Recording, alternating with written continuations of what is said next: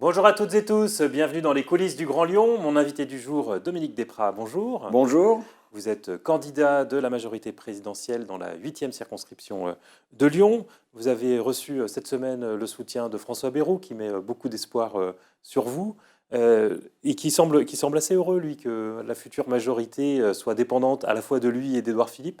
Mais est-ce que ce serait vraiment une bonne nouvelle d'avoir François Bayrou comme ça en arbitre? Alors, je ne sais pas si c'est une bonne nouvelle, ça, on le découvrira si on gagne lundi matin.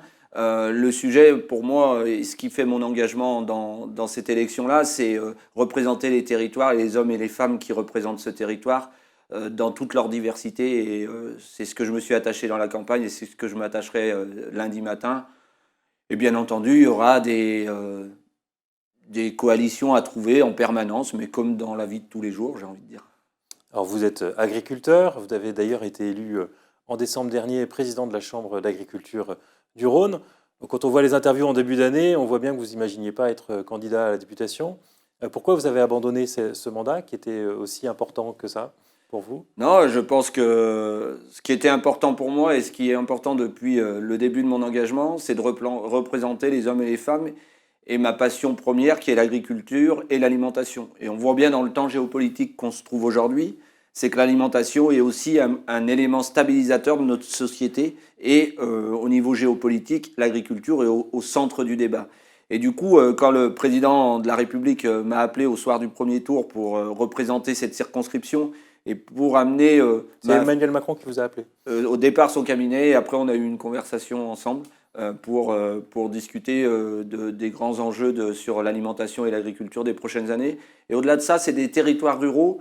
Et je crois que ce qui me démarque aussi, c'est qu'on voit bien qu'il y a deux lignes demain devant les électeurs de la 8e circonscription. Il y a des gens qui veulent opposer le rural et l'urbain, et moi je veux les rassembler. Parce qu'il n'y a pas de rural sans urbain, il n'y a pas d'urbain sans rural.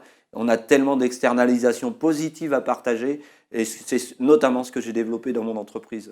Alors vous avez effectivement une ferme. Je crois que vous faites dans une production qui est bio et qui est plutôt qui alimente le marché local. Quand vous voyez les écologistes dans les agglomérations défendre justement le circuit court, le bio pour les cantines, créer des fermes urbaines, finalement c'est un mouvement très positif que vous allez accompagner comme député? Alors, moi, genre, je m'adresse à tous les électeurs, peu importe qu'ils soient écologistes, qu'ils s'en rendent, qu'ils soient de droite ou ainsi de suite. Moi, ce qui m'incombe, c'est l'agriculture, c'est ces territoires ruraux. Et j'ai envie de dire que l'agriculture a toujours été très diverse dans ce département du Rhône et de la métropole, mais encore plus dans cette 8e circonscription. Et aujourd'hui, il faut pas opposer les différents modèles d'agriculture. C'était dans un média il y a maintenant 18 mois, avant que je reprenne la Chambre d'agriculture, ils disent « Mais est-ce que vous êtes favorable à l'agriculture urbaine ?» Moi, du moment qu'on parle agriculture, j'y suis favorable. Parce qu'on voit aujourd'hui, il y a une méconnaissance du sujet agricole, et c'est pour ça aussi que je veux m'engager à l'Assemblée nationale. C'est pas pour dire les écologistes pensent mal, c'est pour dire que, voilà, venez voir finalement ce qui est vraiment l'agriculture au plus près du terrain. Et l'agriculture urbaine, si ça permet de parler agricole, par contre, nous ne nous trompons pas, aussi pour nourrir les plus démunis, il faut une agriculture assez standardisée et conventionnelle, parce que demain, notamment dans certains quartiers de Lyon, qui sont à des revenus médians très faibles, eh bien, on pourrait les mettre dans une impasse alimentaire. Donc, c'est la base du projet aussi présidentiel, et c'est pour ça que je me raccroche à ce projet présidentiel, même si je me lève pas Emmanuel Macron, je vis pas Emmanuel Macron, je dors pas Emmanuel Macron. Par contre, je me retrouve dans beaucoup de sujets là, c'est de se dire, voilà, ne soyons pas clivants, soyons rassembleurs, et notamment sur l'agriculture. Il faut de l'agriculture très conventionnelle pour répondre à une part de notre alimentation. Et puis, comme j'ai développé sur mon exploitation, qui permet de maintenir de l'emploi local. Parce que la première donnée environnementale, je l'ai vu en venant dans vos studios ce matin, c'est de faire 1 heure de route ou 2 heures quand il y a des bouchons. Et bien moi, je pense que maintenir une agriculture, transformer ses produits sur nos territoires, est la meilleure donnée environnementale. C'est pour ça qu'il y a différents modèles d'agriculture et il faut les travailler du petit maraîcher au gros maraîcher. Arrêtons d'opposer les modèles. Si on en est ainsi, c'est parce que c'était la demande sociétale depuis les 20 dernières années.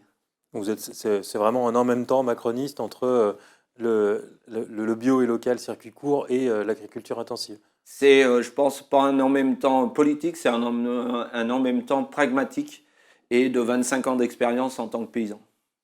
sais pas si vous avez vu la semaine dernière l'émission de Cache Investigation sur la politique agricole commune, qui pointe dans les 9 milliards qui sont attribués à la France, un certain nombre d'incohérences dans la répartition. Au final, c'est les 20% les plus gros qui captent 50% des subventions, quand beaucoup de petits indépendants locaux bio ne touchent pour le coup rien.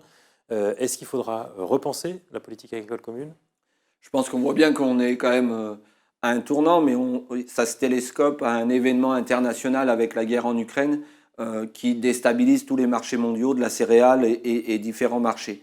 Par contre, les orientations de la politique européenne, c'est bien de prendre en compte tous ces enjeux-là demain environnementaux et d'y mettre les moyens pour accompagner tous ces sujets environnementaux parce qu'il y a une attente sociétale sur ce sujet-là et que si on n'y met pas des moyens publics, donc il y a déjà eu des réorientations. Après, je trouve que l'émission dont vous parlez, ils aiment bien pour faire de l'audition, c'est de faire un focus sur ce qui est le plus marquant. Moi, je trouve que globalement, si j'aurais pas eu la politique agricole commune, j'ai démarré tout seul sur mon exploitation et aujourd'hui, on est 3 associés, 5 salariés, une apprentie. Eh bien, c'est grâce aussi à la politique agricole commune parce qu'il y a une dynamique de solidarité, notamment via l'investissement, que j'ai pu construire une fromagerie. Aujourd'hui, notamment le binage des maïs, et on est accompagné aussi. Donc oui, il faut aller plus loin, mais aussi sans virage à 90 degrés. Un sujet sur lequel Emmanuel Macron a déçu sur ce premier mandat, c'était le glyphosate. Il avait promis leur interdiction. Finalement, il a reconnu en début d'année qu'il avait échoué. Il promet cette fois une réponse européenne, mais bon, ça paraît pas forcément bien engagé. Est-ce qu'il y aura une nouvelle déception sur ce sujet-là? Non, moi je suis assez... je trouve que on en fait vraiment un sujet un peu de communication populiste, je trouve, le glyphosate. Le sujet, c'est comment diminuer tous les produits de synthèse. Parce que se focaliser uniquement sur le glyphosate, pour moi, c'est une erreur, parce qu'on voit bien qu'on n'utilise pas du glyphosate. Et pour moi, c'est de dire aujourd'hui, il y a déjà eu des grandes avancées sur le glyphosate. Je pense que les agriculteurs, qui sont les premiers touchés par les produits de synthèse, aucun agriculteur utilise des produits de synthèse par plaisir. Et donc, demain, si on a des prix rémunérateurs pour les agriculteurs et qu'on a des produits de substitution pour pouvoir, aujourd'hui, on est en pleine récolte de cerises. Il y a certains produits de la cerise. Demain, si on enlèverait ces produits de synthèse, on manquerait de cerises globalement. Et quand même, ça permet de faire vivre toute une partie de ma circonscription. Donc, c'est de dire, moi, la réponse environnementale, elle n'est pas virage à 90 degrés, c'est recherche des développements et innovation. De croire qu'on va faire de l'écologie avec de la décroissance et de revenir en arrière, non. Moi, je vous ai dit... Vous n'êtes pas pour l'interdiction du glyphosate? S'il y a des solutions alternatives, pourquoi pas? Mais aujourd'hui, on mettrait quand même un grand nombre d'agriculteurs dans une impasse, quoi. Vous avez aussi parlé effectivement de la période des récoltes. On sait que l'agriculture a besoin de bras en ce moment et a du mal à en trouver. Comment on fait pour attirer notamment des jeunes à aller dans les métiers de l'agriculture? Moi, je crois que sur les métiers de l'agriculture, c'est mieux qu'il y a 20 ans en arrière. Aujourd'hui, on voit qu'il y a beaucoup de gens qui s'intéressent à l'agriculture, notamment en reconversion professionnelle, donc c'est la bonne nouvelle. Par contre, des emplois faiblement qualifiés, on voit qu'on est en manque de bras, mais comme tout secteur d'activité. Et donc c'est pour ça aussi que quand on voit que finalement il y en a qui disent faut fermer les frontières, mais on les ouvre juste quand on a besoin, parce que pour venir ramasser nos fruits, il faut qu'il y ait une réflexion un peu européenne sur notamment cette problématique de saisonniers, parce que en France on a cette problématique, en Allemagne ils ont la problématique, et de voir comment on peut subvenir. Et la dernière des choses que je voudrais dire là-dessus, c'est que dans le programme d'Emmanuel Macron, c'est de dire tous les gens qui bénéficient d'aides publiques, ils devront participer pour que la société, et moi je pense que des gens qui bénéficieraient d'aides publiques, ils peuvent avoir, moi c'est ce que je porterais, et notamment dans les jeunes étudiants, on voit bien que là il y a des jeunes qui ont presque fini les cours, et bien moi je trouve qu'ils devraient avoir un engagement de faire une semaine de ramassage de fruits. Je porterai ce message-là. Parce qu'au-delà d'une solution... Les étudiants boursiers, en échange, devraient faire une semaine de récolte de fruits. Mais rémunérés. Ce serait pas, le but, c'est pas de profiter des étudiants. Mais au-delà de répondre à une attente des arboriculteurs, pour moi, c'est leur inculquer le savoir-être et le savoir-faire. Et qui va, parce qu'à l'école, on inculque beaucoup le savoir-faire, mais le savoir-être aussi, travailler, la valeur travail, c'est quelque chose qui m'a permis d'être là devant vous aujourd'hui. Et c'est le sujet que je travaillerai demain, que les étudiants, quand ils arrivent à 20 ans, ils doivent avoir fait, par exemple, une semaine au moins de saisonnier. Je dis souvent de façon très simple, on est aussi aux portes du Beaujolais, qu'une partie est dans ma circonscription. Il disait, si tu veux réussir ta vie, il faut avoir fait les vendanges au moins une fois dans ta vie. Parce que vous avez tous les corps sociétaux, toutes les strates sociétales de la population. Et puis je pense que la valeur travail est inculquée dans ces moments-là. Alors, autre sujet, vous êtes favorable à la construction de rétention d'eau pour alimenter l'agriculture. C'est des sujets qui sont un peu polémiques d'un point de vue environnemental. Vous vous assumez, face au réchauffement climatique, il faut construire des réserves l'hiver pour arroser l'été. Je pense qu'on voit bien dans notre région, qui est une des régions accidentées, de faire des bassines comme ça peut se faire dans d'autres territoires en France, qui n'est pas le même sujet quand même. Nous, on veut faire des retenues collinaires dans cette 8e circonscription. Moi, je pense que si, notamment le mouvement écologiste, veut une agriculture de proximité, veut des maraîchers, veut des producteurs, des arboriculteurs, des producteurs de lait, ainsi de suite. Si on veut maintenir autour de cette métropole ce modèle agricole, il n'existera pas sans eau. Autrement, demain, si on ne fait pas ça, il n'y aura plus d'agriculteurs dans la 8e circonscription, pas à l'échelle de 10 ans, mais à l'échelle de 50 ans ou de 20 ans, il y aura plus de 50 ans ou 100 ans, il n'y aura plus d'élevage. Et pour moi, sur l'environnement, il y a un temps court, c'est de dire qu'il faut faire, et il y a un temps long, c'est de dire si on ne réagit pas maintenant, ben on va se condamner dans les 50 ou 100 ans. Donc moi, on ne peut pas dire qu'il ne se passe rien au niveau environnemental, on n'a jamais. Par contre, l'eau ne tombe pas aux mêmes périodes de l'année, on a toujours la même quantité d'eau, donc c'est la stocker pour la restituer. Et l'évaporation, c'est le sujet des écologistes, est minime sur ces sujets-là par rapport à ce qu'ils veulent mettre en avant. Donc voilà, moi je pense, et je travaillerai là-dessus avec les gens qui s'interrogent sur les bienfaits. Faut qu'elle soit bien gérée, l'irrigation. Mais je pense qu'aujourd'hui, notre territoire, on a les moyens de bien la gérer. Et je travaillerai avec toute tendance, toutes les convictions différentes sur ce sujet-là. Et je pense qu'il y a moyen vraiment de trouver un point de convergence pour installer des futurs maraîchers, des futurs arboriculteurs. Allez, dernière question. Pour le dernier jour de campagne, vous avez choisi de ne pas faire de meeting, mais un marathon à travers la circonscription. Vous allez courir toute la journée. C'est un bon moyen de discuter avec les gens en courant? Alors, première chose, je sais qu'il y a deux sujets. C'est qu'environnementalement, je trouve que c'est noble, puisque du coup, au moins un jour pendant la campagne, on ne prendra pas de moyens de locomotion, voiture ou autre. Le deuxième sujet, vous n'avez pas la même temporalité, le même pas de temps quand vous courez, quand vous marchez, et le contact n'est pas le même. Et puis, le dernier sujet, c'est que je crois que je suis un candidat un peu atypique. Je crois que notamment la majorité présidentielle m'a choisi un peu pour ça.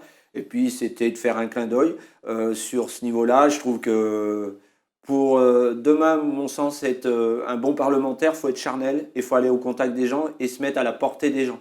On me dit, moi, souvent en tant que maire, pourquoi le maire, il est respecté, il est à portée d'engueulade ou de claque. Et bien là, j'espère pas demain que je serai à portée d'engueulade ou de claque, mais je serai à portée des gens.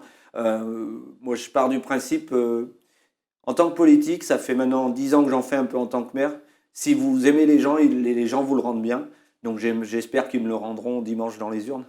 Et dernière question, vous serez affronté au deuxième tour à Nathalie Serres, la députée sortante.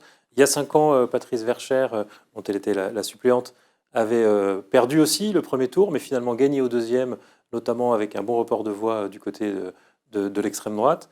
Là, cette fois-ci, elle a reçu le soutien des candidats de Reconquête. Vous êtes inquiet pour le deuxième tour?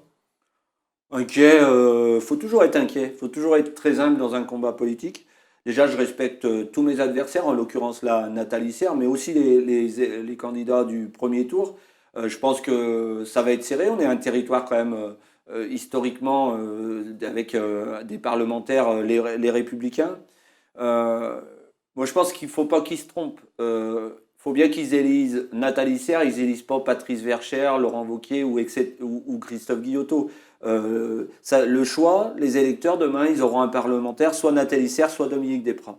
Et aujourd'hui, je trouve que la campagne s'est un peu décalée. Même si Bayrou est venu m'aider, je pense que j'ai fait campagne sur mon identité, sur mes valeurs, sur ma vision des choses. Vous voyez, je l'ai fait là auparavant sans mensonge, avec clairvoyance.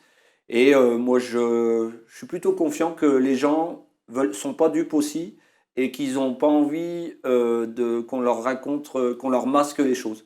Donc, je me dis, ça devrait pouvoir le faire. Donc, j'y crois vivement.